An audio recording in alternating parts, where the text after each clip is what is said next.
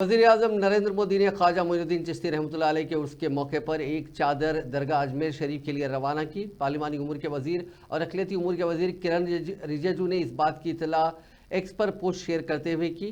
किरण रिजिजू ने लिखा कि वज़ीर-ए-आज़म नरेंद्र मोदी ने ख्वाजा मोइनुद्दीन चिश्ती रहमतुल्लाह अलैह के उर्स के मौके पर अजमेर शरीफ दरगाह पर अपनी तरफ से पेश की जाने वाली चादर रवाना कर दी। ये इक़दाम हिंदुस्तान की रूहानी विरासत और हम आहंगी के पैगाम के तईं उनके गहरे एहतराम को ज़ाहिर करता है। या अल्लाह हमारे जवान भाई के साथ मिनिस्टर साहब की हाजिर है, इनकी हाजिरी मकबूल फरमा, इनके सफर में आसानियाँ पैदा फरमा। या अल्लाह इनको उम्र दराज़ी अता फरमा। या अल्लाह हमारे श्री नरेंद्र मोदी जी की उम्र दराज़ी अता फरमा। या अल्लाह जो कार्यक्रम कर रहा है उसकी सफलता और कामयाबी अता फरमा। जी जुड़े हुए कमाल भाई भी हैं, अकरम भाई भी हैं और बच्चों को खुशी अता फरमा।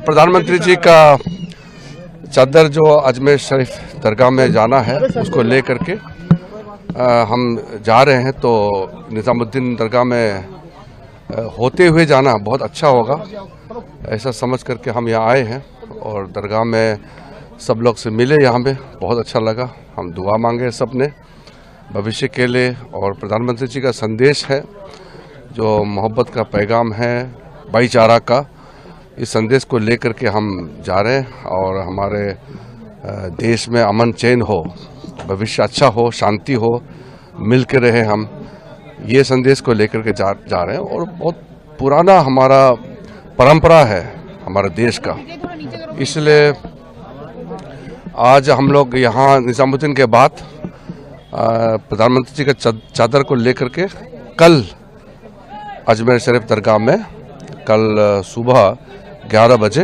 हम चढ़ाएंगे। सर, जिस तरह से दरगाहों को लेकर के और मंदिरों मस्जिदों को नहीं, इसका बात यहाँ